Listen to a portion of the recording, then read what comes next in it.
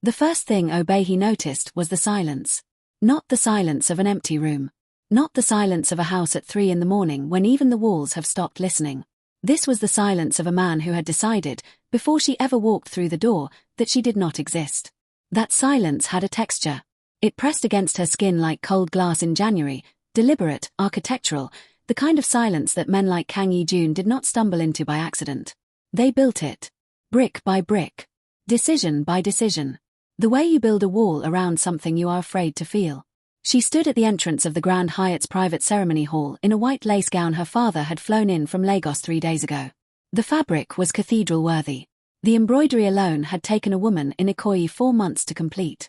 Around her, 200 guests watched with the careful attention of people who understood that what was happening here was not a wedding. It was a transaction. A territorial agreement between two families whose names carried weight on 3 continents. Yi-jun had not looked at her once. He stood at the altar in a razor-black suit that fit him the way armor fits a man who has worn it so long he has forgotten what his body feels like beneath it. His jaw was a hard line. His posture was a statement. And the jade ring on his right pinky, the one that marked him as successor to the Dragon Syndicate, caught the light every time he moved and threw small green sparks across the white walls like warnings no one in this room had the courage to name. The officiant asked him to take her hand. He did. 2 fingers. The minimum contact the ceremony required. His touch was so deliberately impersonal that a woman in the second row, one of his grandfather's associates, inhaled sharply and looked away. Obehi did not look away. She watched him the way she had been trained since she was 19 years old, sitting in her father's war room in Benin City while men twice her age argued over maps. She watched him the way you watch the sky before a storm. Not with fear. With information. He slid the ring onto her finger. Gold. It glinted. Around them, cameras flashed like small explosions. He leaned in. Close enough that his breath reached her ear.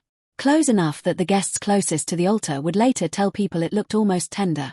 I will say whatever I need to say in front of these people, Yi-jun said. His voice was flat as a blade laid on a table. But hear me clearly. You are a clause in a contract. Nothing more. When this year is finished and my grandfather's alliance is secured, you will take whatever settlement my lawyers prepare and return to wherever you came from. Do not unpack your life in my home. Do not mistake proximity for belonging. He pulled back. Faced the hall. His expression had not changed once. Obehi looked at him for 3 full seconds. She noted the tension in his left shoulder. The way his jaw muscle had tightened just before he spoke, as if even his body disagreed with his certainty. She noted the jade ring, and how he'd touched it once, briefly, before approaching the altar, the way a man touches a rosary before doing something he is not entirely sure God will forgive. She smiled. Not the smile she had prepared for cameras. A smaller one. Private. The kind that doesn't reach your face until something genuinely interesting has happened. Then she turned to the officiant and said, I do. 8 hours later. The estate Yi-jun sent her to was beautiful the way solitary confinement is beautiful when the architects are trying. It sat on a hillside 40 minutes outside Seoul, surrounded by pine trees that had been shaped by the wind into permanent lean, as if even the landscape had learned to bend in whatever direction the Kang family required. The housekeeper, a woman of 60 with the expression of someone who had seen everything and been surprised by nothing in at least a decade, showed Obehi to her room on the east wing. Separate from the master suite. Separated, in fact, by an entire corridor and a locked connecting door whose key, the housekeeper explained without meeting her eyes, was kept by the head of security. Obehi thanked her. She was very polite about it. When the woman left, Obehi stood in the center of the room and did not unpack. Instead she walked its perimeter slowly, the way her father had taught her to walk any new room for the first time. She counted the exits. 3, including the window. She noted the camera mount above the door, the wire running along the baseboard, the thin gap between the wardrobe and the wall that a person of her exact width could stand behind without being visible from either entrance. She noted that the security rotation changed every 4 hours but that the northwest corridor went unpatrolled for approximately 90 seconds during the handoff. She noted a great many things. Kang Yi-jun thought he had installed a problem in his house. A political obligation. A woman to be managed and, when the time came, discarded. He had made the oldest mistake powerful men make. He had underestimated the quiet ones. Subscribe to see how this unfolds, and comment where you're watching from. I would love to say hello to you, just to know how far our story is going. She gave herself 3 days to learn the house. Not because 3 days was enough. 3 days was never enough for a property like this. 14 rooms across 2 wings, a basement level that the staff's eyes slid away from whenever she approached its stairwell door, and grounds that stretched far enough into the pine-covered hillside that a man could disappear into them and take several minutes to find. But 3 days was what she had before the loneliness of the East Wing would begin to look like weakness, and Obehi had not traveled 6,000 kilometers to look weak. She started with the staff. Not because they were threats, they weren't, or at least not yet, but because in every compound she had ever studied, the staff were the architecture's memory. They knew where the walls had been moved, where the locks had been changed, where the cameras didn't reach. Mrs. Cho, the housekeeper, was 61 years old and had the specific kind of silence that comes from decades of watching powerful people make decisions she disagreed with and choosing survival over honesty. She thawed, slightly, on the second morning, when Obehi came down at 6 and made her own tea without asking where anything was. Small thing. But Mrs. Cho noticed. Park, the head of security, was harder. He was 38, former military, and he looked at Obehi the way men look at variables they have not been given permission to calculate. He was not hostile. He was simply operating from a briefing that had described her as an attachment to the estate, present but peripheral, and she could see him sorting her into that category every time he swept the corridor and his gaze moved past her without landing. Good. Let him keep doing that. By the end of day 2 she had identified the camera gap in the northwest corridor, 91 seconds, she'd counted it twice, the loose hinge on the utility entrance that the grounds team propped open on cold mornings, and the fact that the estate's perimeter sensors ran on a separate frequency from the main security panel, which meant that if someone wanted to breach the outer wall without triggering the house alarm, they would need to know exactly which frequency that was. She filed all of it and said nothing to anyone. Yi Jun she saw twice in 3 days. Once when he moved through the entrance hall at 7 in the morning in a charcoal suit, flanked by 2 men she didn't recognize, speaking into his phone in a tone that closed every door in the room as he passed through them. He did not look at her. She was standing at the window at the end of the corridor with a cup of tea, and he walked past her the way people walk past furniture. Intentional. Practiced. The second time was through the window of the study. She saw his silhouette behind the frosted glass at 11 at night, still upright, still moving, the shadow of a man who apparently did not sleep so much as simply continue. He had issued one instruction for her through Mrs. Cho. She was not to enter the east basement. She was not to speak to the security team beyond requests related to her personal needs. And she was not to contact any members of the Kang family without going through his chief of staff first. Obehi had read the instruction, folded the paper neatly, and placed it in the small leather notebook she kept in the inside pocket of her robe. She was going to need evidence, eventually. It helped to keep records. They came on the 5th night. 3 of them, through the utility entrance, during the 91-second gap in the northwest corridor sweep. Which told her 2 things immediately. First, they had done their reconnaissance. Second, they had a source inside the estate, or at minimum inside someone who had studied the estate's pattern, because that gap was not visible from the outside. Someone had either walked these corridors or paid someone who had. She had not been asleep.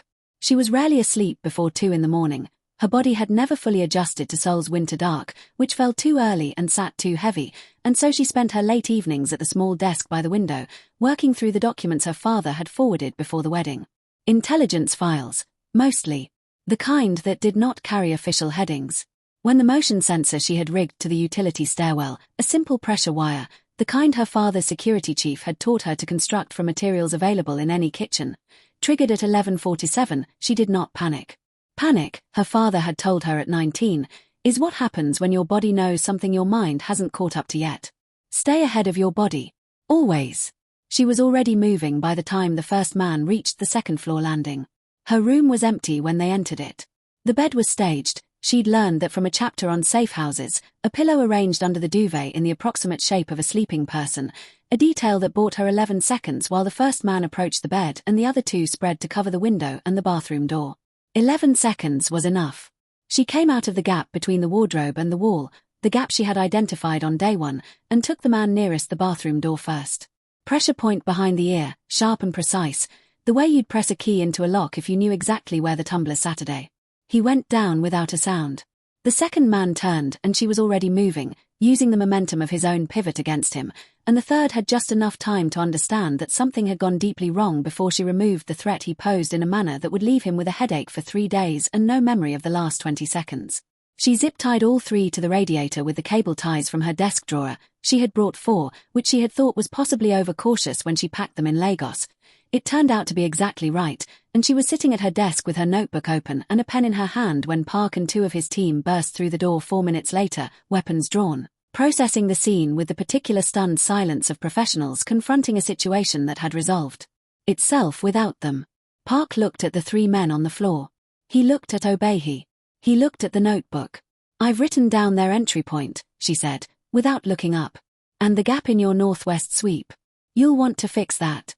Also, at least one of them has a tattoo on his left wrist. Partial, looks like it was removed, but you can still make out the base of a dragon. I'd start there." She closed the notebook. "I would also appreciate some fresh tea. The commotion woke me." Park stood in the doorway for a moment longer than was professionally appropriate. Then he called his team in and got to work. He did not tell Hyunjun until morning. Obehi did not ask him to delay it, but she noticed that he did, and she filed that away too. The charity gala was Hyunjun's grandfather's requirement. The Kang Foundation held it annually, a glittering, strategic event that was half philanthropy and entirely politics, attended by the kind of people whose charitable donations were inseparable from their territorial interests. Hyunjun had attended every year since he turned 22. This year, the old man had called personally to remind him that attending alone, 2 weeks after a very public wedding, would invite precisely the kind of attention the family did not need. He told Obehi through his chief of staff.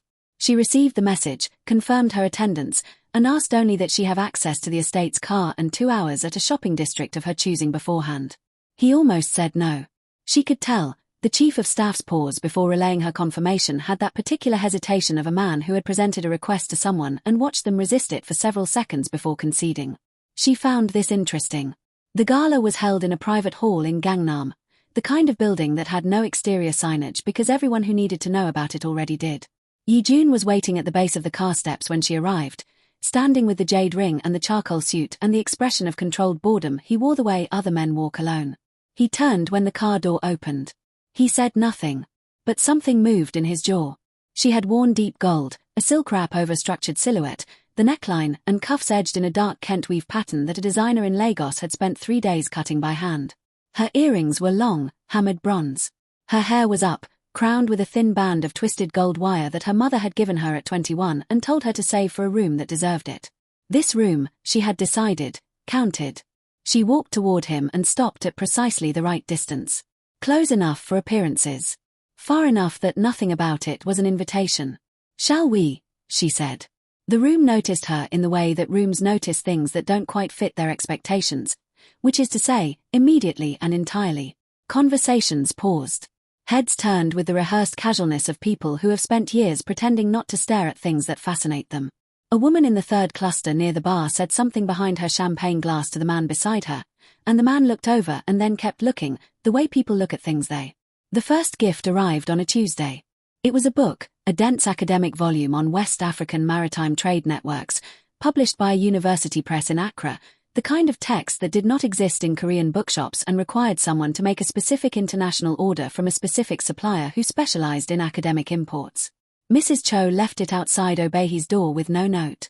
When Obehi brought it to breakfast and asked where it had come from, Mrs. Cho's expression performed the remarkable feat of conveying everything and nothing simultaneously. 2 days later, a set of shea butter from a supplier in Kumasi, wrapped in plain paper. No note. 3 days after that, a phone, new, already loaded with a secure line that connected directly to Accra, to her father's private number, which was not publicly listed and which Hyunjun's people would have had to do considerable work to obtain. She did not thank him. He did not acknowledge that there was anything to thank him for. They had established, over the weeks of his recovery, a kind of careful architecture. Conversations that happened in the study after dinner, sometimes for 20 minutes, sometimes for 2 hours, covering the Dragon Syndicate's shipping vulnerabilities and her father's West African network and the 3 rival families currently applying pressure on the Kang territory from the north. They spoke about power the way other people speak about weather, as a condition you navigate rather than a destination you reach. He asked questions that surprised her. She gave answers that surprised him. Neither of them said what was actually happening, which was that 2 people who had built their entire identities around not needing anyone were becoming, quietly and against all prior intention, necessary to each other. His enemies noticed before he did. She overheard it in the corridor outside the East meeting room, Voices she had learned to identify by cadence over 6 weeks, belonging to 2 of Yi-jun's senior lieutenants, men who had served the Kang family since before he took the succession. They were not speaking loudly. They didn't need to. The corridor's stone walls were excellent conductors. He cancelled the Incheon meeting to attend her gallery thing. He cancelled the Incheon meeting. A pause that contained entire paragraphs. His grandfather built this family by making decisions the heart couldn't reach. The boy is letting a woman. Careful. I'm being careful. I'm being very careful. That's precisely what I'm saying we need to be. She stood in the corridor for a moment after the voices moved away. Then she went back to her room and added 2 names to the page in her notebook that she had titled, in the neat precise script her father had insisted on, persons of interest. She had been adding names to that page for 5 weeks. It was getting full. They took her on a Wednesday morning in March, in the 42nd second of the new Northwest Corridor patrol rotation. Which meant they had someone watching the estate. Someone inside, or close enough to inside that the distinction barely mattered. She had time to register this, to see the correction in her own model, the gap she hadn't accounted for, before the sedative reached its full effect and the morning went dark and quiet around her. She woke in a warehouse that smelled of salt water and machine oil, her wrists bound to a chair with zip ties, 2 men standing at the door with the relaxed posture of people who believe they are managing a simple situation. The light through the high windows was low and grey. Late afternoon, she estimated. She had been unconscious for several hours. She breathed. She assessed. She began, methodically, to work the zip tie against the chair's armrest, a millimetre at a time, the way her father had taught her. During a summer when she was 17 and had complained that the training was excessive and he had said, quietly, the most excessive thing I can imagine is my daughter being unprepared. She thought about that. It helped. She did not think about Yi-jun, which was, itself, information she filed away for later consideration. The deliberateness required to not think about someone is its own kind of thinking about them. Park found out at 11:17. He called Yi-jun at 11:18. The call lasted 9 seconds, which was how long it took Yi-jun to say 4 words. Tell me everything, now, and then stop speaking entirely, because speaking requires a part of the brain that he had just entirely redirected. What followed in the estate was not panic. The Dragon Syndicate did not panic. What it did was reorganize itself around a single point with the cold, total efficiency of a body reorienting after a wound, every resource, every contact, every obligation called in from 3 years of carefully maintained relationships, all of it converging on one question: where? Yi-jun moved through it in a state that was not quite himself. He knew this. He was aware, in the part of his mind that was still observing, that he was operating from somewhere he had not operated from before. Not anger. He knew anger, had grown up inside it, had learned to use it with precision. This was different. This was the sensation of a fundamental assumption being removed from beneath him without warning. He had built his entire architecture of control on the premise that he did not need anyone. That need was a structural weakness. That attachment was what they used to reach you. He had been correct. They had reached him. He just had not understood, until this moment, that being reached was not the same as being destroyed. His chief of staff placed the location on the table at 2:14 in the morning, a warehouse complex near the port, registered to a holding company with 3 layers of paperwork between it and the Zhong cartel, who had been applying territorial pressure on the Kang northern routes for 7 months and apparently had decided that pressure was too slow. He looked at the location for exactly 2 seconds. Then he was moving. "Sir, we should wait for full team." "Catch up," he said, and walked out. He drove the first 40 minutes himself, which his security team would describe later, to each other, in the specific hushed tones reserved for events that reveal something about a person that cannot be unseen. Yi-jun Kang, who had never in his adult life done anything that could be described as reckless, drove through the pre-dawn streets of Seoul like a man for whom the speed limit had become a theoretical concept. He reached the warehouse complex at 3:41. He was not the first to arrive. The warehouse door was unlocked. Not forced, unlocked, from the inside. The latch turned with a deliberateness that was either an invitation or a warning and functioned, in any case, as both. He went in with 2 men, weapons ready, moving through the dark with the practiced efficiency of someone who had done this enough times that the body takes over and the mind is free to dread. The main floor was empty. 3 zip ties. On the floor near a chair in the center of the room, cut cleanly. He looked at them for a fraction of a second. Voices from the far end. An office with a glass partition, its window casting a rectangle of yellow light across the concrete. He moved toward it. Through the glass, Two men unconscious on the floor, arranged with a neatness that suggested they had not gone down fighting so much as gone down efficiently. A third man, Jong Minitsu, 54 years old, head of the Jong cartel's Seoul operations, a man whose name appeared in Interpol files and Kang intelligence reports with equal frequency, sitting in a chair with his hands on his knees and an expression of deeply reluctant recalibration on his face. And Obehi, standing at the window with her back to the door, one hand resting on the frame, the other holding Jong Minitsu's own weapon at a downward angle that was relaxed but absolute. She was still in the clothes she had been taken in. Her left wrist had a bruise forming along the bone from the zip tie. Her posture was the posture she had arrived at the estate with on wedding night. Shoulders back, spine long, the regal bearing of a woman who has decided, in every room she enters, that the room belongs to her. She turned when he pushed the door open. She looked at him. He looked at her. And he understood, in the way that people understand things that bypass language entirely, that she had not needed him to come. She had been, at every point, entirely capable of this. She had handled it. She had handled all of it. He had driven through Seoul at 4 in the morning not because she needed saving but because he could not breathe in a world where she was somewhere he didn't know, and that distinction, he realized, standing in a cartel warehouse at 3:45 in the morning with his heart doing something his chest had never previously asked it to do, was the most important distinction he had encountered in 31 years of living. "You're early," she said. "You were faster." "I usually am." She looked at him for one more moment. Reading him, he knew, the way she read everything, cataloguing what she saw. Then something in her eyes shifted. Just slightly. Just enough. "He has information about your northern roots. And about who gave them mine." She set the weapon down on the table beside her.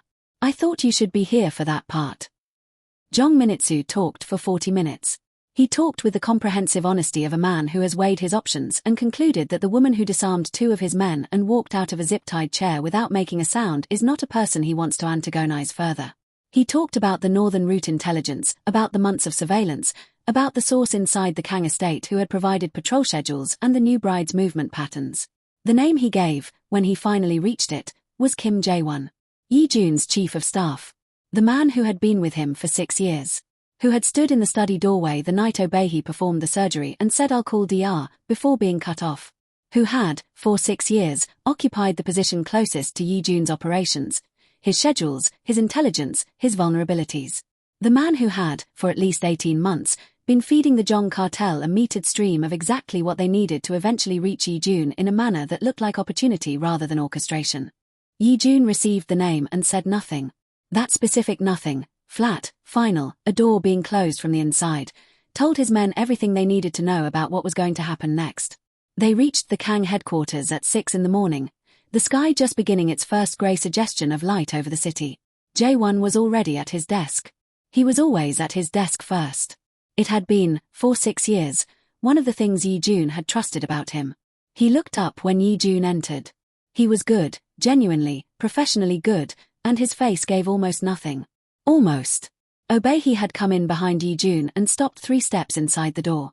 Jae-won's gaze moved to her, and in the half-second before he recovered it, something crossed his expression that she recognized. Not guilt. Something older and more complicated than guilt. The look of a man who had made a calculation 18 months ago and had lived inside it long enough that it had become his reality, and who was only now, in this room, being forced to stand outside it and see its shape. "You told them when her patrol monitoring changed," Yi-jun said. He did not sit down. He stood in the center of the room with the jade ring and the dark suit and an expression that was, for the first time since she had known him, not controlled boredom. It was controlled grief. The specific grief of a man dismantling something he built with his own hands. "You told them about the Northwest Corridor. You gave them her movement schedule." Jae-won looked at him for a long time. Then he said, "I gave them what they asked for. They asked you to have her taken." "They asked me," Jae-won said carefully, "to give them access to a pressure point. I told myself the arrangement would be resolved before anything irreversible happened." He paused. The word irreversible sat in the room like a stone in a pool. "I told myself you would negotiate. That you would trade the northern routes and walk away and we could return to the way things were. Before." His eyes moved, briefly, to Obehi. Just once. Just long enough. Before, Yi-jun understood, meant before her. "She changed your protocols," Jae-won said. Not with anger. With the exhausted accuracy of a man giving a post-mortem. She changed your hours, your meeting structures, the way information moves through this organization. 6 years I have managed this office. 6 years I have been the architecture of how you function. And in 8 weeks she improved it, Hyunjun said. Flat. Final. Jae-won stopped. Every change she made improved it. Hyunjun's voice had not risen by a single degree. That was, somehow, more frightening than if it had. The communication structure. The intelligence lag time. The financial blind spots in the northern accounts that your reports have been glossing for 11 months. A pause. She found those in the first 3 weeks. Without being asked. Jae-won looked at him. Then, for the first time, he looked at Obehi, not the brief dismissing glance of before, but a full look, the look of a man finally seeing something he had categorized incorrectly. Obehi met it without expression. She had nothing to perform for him. She was simply present, which was, in this room, enough. The Jong cartel will be handled, Hyunjun said. You will help us handle them, which is the only reason this conversation ends with you leaving this room on your own feet. And then you will leave Seoul. Permanently. Whatever I paid you, consider it your settlement. He turned away. Park will manage the details. It was done. Not loudly. Not with theatre. Just done. The way Hyunjun Kang ended most things, with the precise economy of a man who does not believe that destruction requires elaboration. Obehi watched him. She had been watching him all morning, cataloguing the incremental evidence of something she had suspected for weeks but had not yet allowed herself to name. The way he had driven through Seoul before dawn. The way he had looked at her in the warehouse doorway. The way he had said improved it, not as a defense of her but as a simple statement of fact, offered at the moment it would cost him the most, to the person who least deserved to hear it easily. She did not say anything yet. There would be time for that. But she allowed herself, privately, the small thing she had not allowed on the night of the wedding. The acknowledgement that this was no longer a contract she was enduring. It was something else. Something she did not yet have the exact word for, but which felt, when she stood close enough to him to feel the room change, like the opposite of alone. The Kang family held its quarterly territorial assembly 3 weeks later, in the main hall of the headquarters building, a room that had hosted 4 successions, 2 peace accords, and 1 evening in 1987 that no one who attended it would ever discuss, but which had apparently determined the shape of Korean organized crime for the following decade. It was a room that understood ceremony. That expected it. 22 heads of allied and tributary families attended. They arrived in cars that cost more than small buildings and wore expressions calibrated to project strength while absorbing information. They had all received the same account of recent events, the Jong cartel's failed play, the Northern Route intelligence breach, Jae-won's removal, and they had processed it the way powerful people process information about other powerful people's crises, which is to say, as a landscape to be mapped for opportunity. They were waiting for weakness. That was the nature of assemblies like this. You attended, you assessed, and if you saw the man at the center of the table beginning to list, you noted the direction and prepared accordingly. Hyunjun let them take their seats. He stood at the head of the table with the jade ring and the black suit, and he looked precisely as he always looked, which was like a building that has never once considered the possibility of its own collapse. He waited until the room had finished its settling, the last chair placed, the last glass filled, the last pair of eyes finding their diplomatic distance. Then he said, "Before we begin, I want to make a correction." 22 heads turned with the careful non-urgency of men pretending they were not intensely alert. There is an inaccuracy in how this family has been represented at this table and in the communications that have moved through this network for the past 2 months. A woman has been working alongside the Kang operations since her arrival, and she has been introduced, consistently, as my wife. That framing is insufficient and it ends today. A silence. The specific silence of a room in which everyone has just slightly revised their posture. He turned to the door. Obehi entered. She was wearing black, a structured jacket over silk wrap, the cuffs trimmed in Kent, the hammered bronze earrings. Her notebook was in her hand, which she had done deliberately, because she wanted the first thing this room associated with her to be the fact that she had been taking notes on all of them for 2 months and they were only now finding out. She walked to the table and took the chair to Hyunjun's left, which was not the seat that had been placed for her, which had been positioned 2 chairs down. She moved it herself. No one in the room spoke. Obehi Adizes, Hyunjun said, is the operational co-director of the Kang Syndicate. She will hold authority over the intelligence and financial restructuring divisions with immediate effect.